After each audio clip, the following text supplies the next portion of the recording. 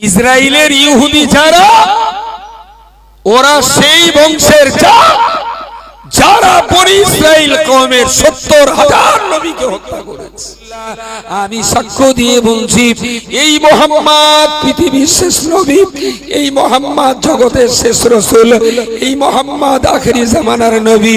এই মুহাম্মদকে কত লোক মারপিট করবে, এই মুহাম্মাদের গায়ের রক্ত তারা স্রোত বইয়ে দেবে।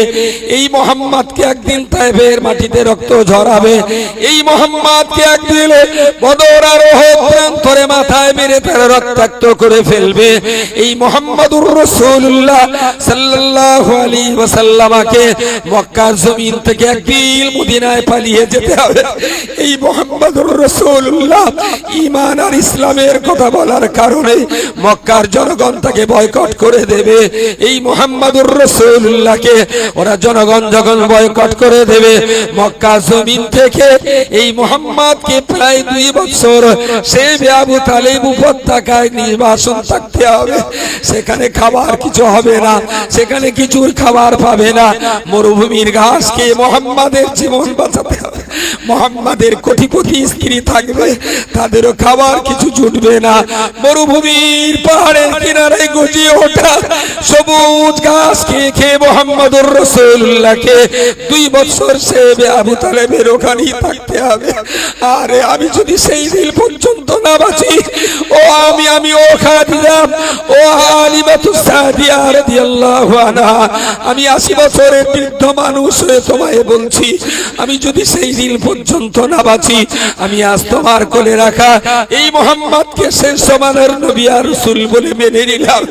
আমি যদি তার আগে দুনিয়া ছেড়ে বিদায় গ্রহণ করি, তোমার কলিজার টুকরা ছেলে যেদিন বড় হবে, তোমার দুগ্ধজাতক সন্তান যেদিন বড় হয়ে যাবে, আমার পক্ষ থেকে তুমি তোমার বেটাকে সংবাদ দিয়ে দিও, ও মুহাম্মদুর রাসূলুল্লাহ, যেদিন আপনি 15 দিন বয়সে আমি আপনাকে কোলে করে তায়েফের মাটিতে নিয়ে যাচ্ছিলাম, প্রতিমধ্যে ইহুদি ধর্মের রাহেব তিনি তোমাকে রাসূল বলে বিশ্বাস করেছিলেন। হালিমা, আমার পক্ষ থেকে আমার কথাটা তুমি জানিয়ে দিও। ময়দানে মাহশারের কঠিন সময়ে তোমার মুহাম্মদ যেদিন কাউসারের পানি উম্মতদিগকে বিতরণ করবেন, আমি ইহুদি ধর্ম ত্যাগ করে আজ ইসলাম ধর্ম গ্রহণ করে নিলাম। মুহাম্মাদের হাতের কাউসারের পানি থেকে আমি সেদিন বঞ্চিত হয়ে না যাই। রাসূলুল্লাহর কাঁধে মোহরে নবুয়ত থাকার কারণে 15 দিন বয়সে মদিনাতে মক্কা থেকে যেদিন আমিনা রাসূলুল্লাহকে নিয়ে তায়েফে যাচ্ছিলেন, মাসপথের এক ইহুদি পাদ্রী হালিমার কোল থেকে রাসূলুল্লাহকে কোলে নিয়েছিলেন। উল্টে পাল্টে দেখেছিলেন, হালিমাকে পরামর্শ দিয়ে বলেছিলেন, এখান থেকে তায়েফে তোমার বাড়ি পৌঁছানো পর্যন্ত মাঝখানের আর কোনো জায়গায় তুমি নামবে না, একটানা বাড়ি চলে যাবে। আর তোমার এই ছেলেকে কখনোই তুমি খালি গায়ে বাইরে বার করবে না, কখনো খালি গায়ে বার করবে না। জিজ্ঞেস করলেন ভদ্র মহিলা হালিমাতুস সাদিয়া ওই মানুষটাকে, যে বাচ্চাটার ব্যাপারে আপনি এই কথা বলছেন কেন? 80 পর বৃদ্ধ ইহুদি রাহেব, ইহুদি ধর্মীয় রাহেব, উনি হালিমাকে লক্ষ্য করে বলেছিলেন, ওগো হালিমা, তুমি জানো না, তুমি বোঝো না, আমি বহুকালের প্রাচীন একজন ব্যক্তি। আমার ঘরে তাওরাতের নুসখা রয়েছে, আমার ঘরে জবুর কিতাবের নুসখা রয়েছে। ওই সমস্ত কিতাবের ভিতরে আখিরি জামানার নবী মুহাম্মদুর রাসূলুল্লাহ সাল্লাল্লাহু আলাইহি ওয়াসাল্লামের ভিতরে যে সমস্ত লক্ষণের কথা কিতাবে লেখা রয়েছে, আমি সমস্ত লক্ষণ তোমার কোলের বাচ্চাটার ভিতরে পেয়ে যাচ্ছি। জোরে বলুন সুবহানাল্লাহ। হালিমা বললেন, হ্যাঁ, এই ছেলেটার নামই তো মুহাম্মদ, এর বাবার নাম তো আব্দুল্লাহ। ইহুদি ধর্মীয় রাহেব বললেন, হ্যাঁ হ্যাঁ, বুঝতে পেরেছি, তোমার বলতে হবে না। ওর মার নাম হলো আমিনা, ওর নানার নাম হলো আব্দুল ওয়াহাব জুহুরি। এই ছেলেটার ব্যাপারে আমি ইতিপূর্বে তোরা জবুর কিতাবের নুসখাতে পড়েছি। এই রাস্তা দিয়ে সেই মুহাম্মদ মায়ের কোল চড়ে একদিন তায়েফের হালিমার বাড়িতে দুগ্ধ পান করতে করতে যাবেন, তাই আমার ভিটে বাড়ি বিক্রি করে দিয়ে এই পথের ধারেই আমি বসবাস করে থাকি। জোরে বলুন সুবহানাল্লাহ। বললেন খালি গায়ে বার করতে বারণ করছেন। হালিমার কোল থেকে বাচ্চাটাকে নিয়ে নিজের ডান হাতের উপরে বিশ্বনবীকে উপর করে শুইয়ে দিয়ে ডানা হাত দিয়ে ধরে রাসূলুল্লাহর পিঠের কাপড়টা সরিয়ে দিয়ে গলার উঁচু থাকা হাড়ের কাছটায় আঙ্গুল দিয়ে ইহুদিরা দেখিয়ে বললেন, ওগো হালিমা, এই গোশতের টুকরোটা তুমি কি চেনো, তুমি কি জানো? হালিমা বললেন, না না, আমি জানি না, আমি বুঝি না। ইহুদি রাহেব বললেন, এই ছেলেটা যেদিন বড় হবে, এই ছেলেটার বয়স সেদিন 40 বছর পেরিয়ে যাবে, এই ছেলেটা একদিন দাঁড়িয়ে বলবে, লা ইলাহা ইল্লাল্লাহ ওয়া ইন্নী রাসূলুল্লাহ, এক আল্লাহ ছাড়া কোনো মাবুদ নেই, আমি মুহাম্মদকে আল্লাহ রাসূল বানিয়েছেন। জোরে বলুন সুবহানাল্লাহ। হালিমা, তুমি জানো না, এই গোশতের টুকরাটা বাচ্চা বড় হওয়ার সঙ্গে সঙ্গে এই গোশতের টুকরোটাও বড় হবে, আর একটু যেই এটা বেড়ে যাবে, ওই গোশতের ভিতরে লেখা ফুটে উঠবে, হাযা মুহাম্মাদুর রাসূলুল্লাহ। জোরে বলুন সুবহানাল্লাহ। একে বলে মোহরে নবুয়ত। পৃথিবীর দুটো মানুষকে আল্লাহ স্ট্যাম্প মেরে জগতে পাঠিয়েছেন, যাতে শিক্ষিত অশিক্ষিত সবাই চিনে নিতে পারে। তার একটা হলেন মুহাম্মাদুর রাসূলুল্লাহর পিঠে নবুয়তের মোহর দিয়েই আল্লাহ পৃথিবীতে পাঠিয়েছিলেন। অশিক্ষিত লোকও মোহরে নবুয়ত দেখে নবীকে চিনে নিতে পারবে। সুবহানাল্লাহ বলেন। আরেকজনকে আল্লাহ স্ট্যাম্প মেরে পাঠাবেন, সেটা হলো দাজ্জাল। পারিস তো কালকে আবার এটা বলিস কোন হুক্কা ওয়া যে দাজ্জাল আর নবী এক করে দিয়েছে।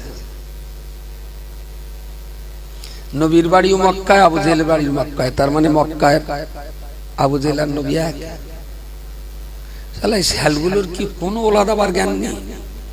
দেখলি হুক্কা ওয়া করতে হবে, একটু বুঝে সুঝে হুক্কা ওয়া কর। আল্লাহ পাক রব্বুল আলামিন দাজ্জালের কপালে লিখে পাঠাবেন, রাসূলুল্লাহর পিঠে যেমন চামড়া বেঁকিয়ে চামড়ার উপর দিয়ে জন্মগতভাবে আল্লাহ লিখে দিয়েছিলেন মুহাম্মাদুর রাসূলুল্লাহ। দাজ্জাল পৃথিবীতে জন্ম নেবে, ওর একটা চোখ কানা হবে, ওর কপালে লেখা থাকবে কাফের কাফের। রাসূলুল্লাহ এই হাদিসে বলেছেন, দাজ্জালের কপালে চামড়া পিছিয়ে লেখা থাকবে, যাতে শিক্ষিত অশিক্ষিত সবাই দাজ্জালকে চিনে নিয়ে দাজ্জালের খপ্পর থেকে যেন তারাও বাঁচতে পারে। জান্নাতে যাওয়ার জন্য নবীকে চেনা যতটা জরুরি, দাজ্জালকে চেনাও ততটাই দরকার। কেউ যদি নবী চিনতে ভুল করে সে জাহান্নামী, কেউ যদি দাজ্জাল চিনতে ভুল করে বলেন বলেন সেও জাহান্নামী। তবে যে নবীকে চিনবে তিনি অবশ্যই দাজ্জালকে চিনবেন, কারণ নবীর কথায় রয়েছে, রাসূল বলে গেছেন দাজ্জালের কপালে কাফের লেখা থাকবে, যাতে করে মানুষ দাজ্জালের খপ্পরে না পড়ে। তার জন্য ওর কপালে স্ট্যাম্প দিয়েছেন। নবীকে না চিনলে তারাও জাহান্নামী হবে, যার জন্য রাসূলুল্লাহর পিঠে নবুয়তের মোহর দিয়েই আল্লাহ পাঠিয়েছেন। বলুন সুবহানাল্লাহ। মা হালিমাকে সামনে রেখে ইহুদি ধর্মীয় রাহিব তিনি বলেছিলেন, ওগো হালিমা, তুমি আজকে এখানে রয়েছো, এই বাচ্চাটা তোমার কোলে রয়েছে, আমি তোমায় পরামর্শ দিয়ে দিলাম, এখান থেকে তোমার বাসা পর্যন্ত যাওয়ার মাঝখানে যত কষ্টই হোক না কেন, বাচ্চাটাকে নিয়ে লোকালয়ে কোথাও তুমি নামবে না। কারণ ইহুদি ধর্মের শত্রুরা কিন্তু তারা বুঝতে পেরেছে, ওরা কিন্তু বুঝতে পেরেছে শেষ জামানার নবীর জন্ম হয়ে গেছে। তোমার এই বাচ্চাটা তারা যদি চিনতে পারে, যে কোনো সময় তারা হত্যা করে দিতে পারে। কোথাও যেন নামবে না, একটানা বাড়িতে চলে যাবে। বললেন, আমি ইহুদি কিন্তু আমি সত্যবাদী, তাওরাত জবুরে আছে, বাচ্চাটার সঙ্গে মিলে গেছে, আমি বিশ্বাস করেছি। হালিমা তোমার জন্য এটাও বলে দিলাম, বাচ্চাটাকে কখনই যেন খালি গায়ে ঘরের বাইরে বার করবে না, কারণ বাচ্চাটা 2 মাস 6 মাস পরে 1 বছর 2 বছর যখন বয়স হবে ঘরের বাইরে বেরোবে, খেলাধুলা করবে, হাঁটাচলা করবে। ওই অবস্থায় যদি ওর পিঠে পিঠটা খালি থাকে, কোনো না কোনো ইহুদির চোখ যদি ওখানে পড়ে যায়, তারা কিন্তু তোমার বাচ্চাকে মার্ডার করে দেবে। ইসরায়েলের ইহুদি যারা ফিলিস্তিনের মুসলিমদের উপরে জুলুম করছে, এদের ইতিহাস অত্যন্ত কলঙ্কিত। এরা একটা দুটো না, 70,000 নবী খুন করা ইতিহাস আছে। ইসরায়েলের ইহুদি যারা, ওরা সেই বংশের যারা বনি ইসরায়েল কওমের 70,000 নবীকে হত্যা করেছে। সে কথাও শুনিয়ে দিয়ে বললেন হালিমাকে, হালিমা, ইহুদিরা কিন্তু পূর্বের বহু নবীকে হত্যা করেছে, না জানি তোমার বাচ্চাটা কিন্তু একদিন নবী হবে। ওরা সেই সুযোগটা না পায়, সবসময় গায়ে জামা পরিয়ে রাখে, সবসময়। হালিমা যখন চলে যাবেন, ভদ্র মহিলা হালিমার মাথায় হাত দিয়ে বললেন, ও মা, আর একটু কি তুমি দাঁড়াবে? মা হালিমা দাঁড়িয়ে গেলেন। মেয়ে বলে, মা বলে সম্বোধন করে বললেন, তোমার বাচ্চাটা একবার কোলে সুন্দর করে নাও, আমি আর একবারের জন্য তোমার বাচ্চাটার মুখটা দেখিনি। ওই ইহুদি ধর্মীয় রাহিব রাসূলুল্লাহ চেহারার দিকে তাকালেন, চোখ দিয়ে ঝরঝর করে পানি গড়িয়ে পড়ল। হালিমাকে বললেন, হালিমা, আমি যদি সেদিন বেঁচে থাকি, এই ছেলেটার বয়স যেদিন 40 হবে, ওই ছেলেটা একদিন ঘোষণা করবে, লা ইলাহা ইল্লাল্লাহ ওয়া ইন্নী রাসূলুল্লাহ। আমি যদি সেই দিন বেঁচে থাকি, আমি অবশ্যই মক্কায় চলে যেয়ে এই ছেলেটার হাতে হাত দিয়ে ঈমানের কলমা পড়ে নেব। জোরে বলুন সুবহানাল্লাহ। তবে হালিমা, আমি বয়সের ভারে নিয়ে পড়েছি, জানি না ততদিন দুনিয়াতে বাঁচবো কিনা, ততদিন আমি পৃথিবীতে বাঁচতে পারবো কিনা। তবে আজ আমি তোমায় সাক্ষী রেখেই পড়ছি, আশহাদু আন্না মুহাম্মাদার রাসূলুল্লাহ, আমি সাক্ষ্য দিয়ে বলছি, এই মুহাম্মদ পৃথিবীর শেষ নবী, এই মুহাম্মদ জগতের শেষ রাসূল, এই মুহাম্মদ আখেরি জামানার নবী। এই মুহাম্মদকে কত লোক মারপিট করবে, এই মুহাম্মাদের গায়ের রক্ত তারা স্রোত বইয়ে দেবে, এই মুহাম্মদকে একদিন তায়েফের মাটিতে রক্ত ঝরাবে, এই মুহাম্মদকে একদিন বদর আর উহুদ প্রান্তরে মাথায় মেরে তারা রক্তাক্ত করে ফেলবে। এই মুহাম্মাদুর রাসূলুল্লাহ সাল্লাল্লাহু আলাইহি ওয়াসাল্লামকে মক্কার জমিন থেকে একদিন মদিনায় পালিয়ে যেতে হবে। এই মুহাম্মাদুর রাসূলুল্লাহ ঈমান আর ইসলামের কথা বলার কারণে মক্কার জনগণ তাকে বয়কট করে দেবে। এই মুহাম্মাদুর রাসূলুল্লাহকে ওরা জনগণ যখন বয়কট করে দেবে, মক্কা জমিন থেকে এই মুহাম্মদকে প্রায় 2 বছর সে আবু তালিব উপত্যকায় নির্বাসন থাকতে হবে। সেখানে খাবার কিছু হবে না, সেখানে কিছু খাবার পাবে না, মরুভূমির ঘাস খেয়ে মুহাম্মাদের জীবন বাঁচাতে হবে। মুহাম্মাদের কোটিপতি স্ত্রী থাকবে, তাদেরও খাবার কিছু জুটবে না। মরুভূমির পাহাড়ের কিনারে গজিয়ে ওঠা সবুজ ঘাস খেয়ে খেয়ে মুহাম্মাদুর রাসূলুল্লাহকে 2 বছর সে আবু তালেবের ওখানেই থাকতে হবে। আরে আমি যদি সেই দিন পর্যন্ত না বাঁচি, ও আমি ও খাদিজা, ও হালিমাতুস সাদিয়া রাদিয়াল্লাহু আনহা, আমি 80 বছরের বৃদ্ধ মানুষ হয়ে তোমায় বলছি, আমি যদি সেই দিন পর্যন্ত না বাঁচি, আমি আজ তোমার কোলে রাখা এই মুহাম্মদকে শেষ জামানার নবী আর রাসূল বলে মেনে নিলাম।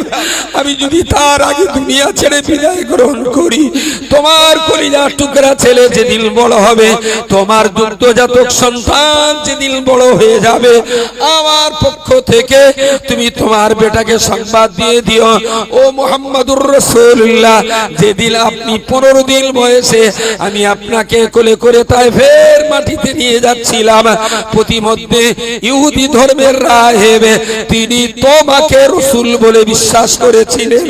হালিমা আমার পক্ষ থেকে আমার কথাটা তুমি জানিয়ে দিও, ময়দানে মাশারের কঠিন সময়ে তোমার মুহাম্মদ যেদিন কাউসারের পানি উম্মতদিগকে বিতরণ করবেন, আমি ইহুদি ধর্ম ত্যাগ করে আজ ইসলাম ধর্ম গ্রহণ করে নিলাম। মুহাম্মাদের হাতের কাউসারের পানি থেকে আমি সেদিন বঞ্চিত হয়ে না যাই। রাসূল বলেননি যে আমি নবী তুমি আমাকে মেনে নাও। জ্ঞানের চোখ দিয়ে পড়াশুনো ছিল বলে নবীকে বলতে হয়নি আমি নবী, ততক্ষণে তারা চিনে নিয়েছিলেন হাযা মুহাম্মাদুর রাসূলুল্লাহ। কত কষ্ট, কত মুসিবত, কত রক্ত ঝরানো এই দিন, রাসূলুল্লাহর দাঁত শহীদ করা এই দিন, নবীর মাতৃভূমি ত্যাগ করা এই দিন, রাসূলুল্লাহ ঘাস খেয়ে জীবন কাটাতে হয়েছে 18 মাস। সাহাবী হযরতরা নবীর সঙ্গে ছিলেন। আম্মা জান খাদিজাতুল কুবরার মতো মানুষ সেদিন নবীর সঙ্গে ছিলেন। সেদিন খাদিজার আর কিচ্ছু ছিল না, কিচ্ছু ছিল না। 41-এ যখন নবী ইসলামের কথা বললেন, মানুষ কলমা পড়ছে, তাদের কার খাওয়ার কষ্ট, রাসূলুল্লাহ বললেন খাদিজা এর দাও না কিছু, এর খাওয়া হয় না, দিলেন খানিকটা। ও কলমা পড়েছে বলে ওর মারধর করেছে, খাদিজা এর চিকিৎসা করবার কিছু দাও না, খাদিজা আবার তাকে কিছু দিয়ে দিলেন। আরেকজন কলমা পড়েছে, তার কঠিন রোগ আক্রান্ত, রাসূলুল্লাহ খাদিজাকে বললেন এরও কিছু দাও, খাদিজা দিয়ে দিলেন।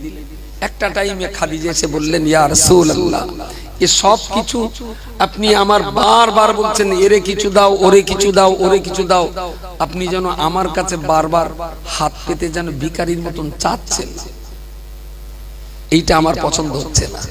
আমার স্থাবর অস্থাবর ব্যবসায়ী ঘর বাড়ি যা কিছু আছে, আমার সমস্ত সম্পদকে আজকে থেকে আপনার চরণ তলে কোরবানি দিয়ে দিলাম। কাকে কি দেবেন বা না দেবেন আর কোনদিন যেন আপনি আপনার খাদিজাকে জিজ্ঞেস করবেন না। সুবহানাল্লাহ বলেন। সেই খাদিজা, সেই খাদিজা যার বাবার সম্পত্তি, দুইটা স্বামীর সম্পত্তির 1000টা উট লাগতো তার ব্যবসায়ী কাফেলার মাল বহন করতে, এই সমস্ত কিছু রাসূলুল্লাহর হাতে তুলে দিলেন। আর নবী দেশের জনগণের গরিব দুস্থ এতিম অসহায়কে দুহাত ভরে দিতে দিতে দিতে দিতে একটা সময় নবীও সম্পূর্ণ খালি হাত হয়ে গেল।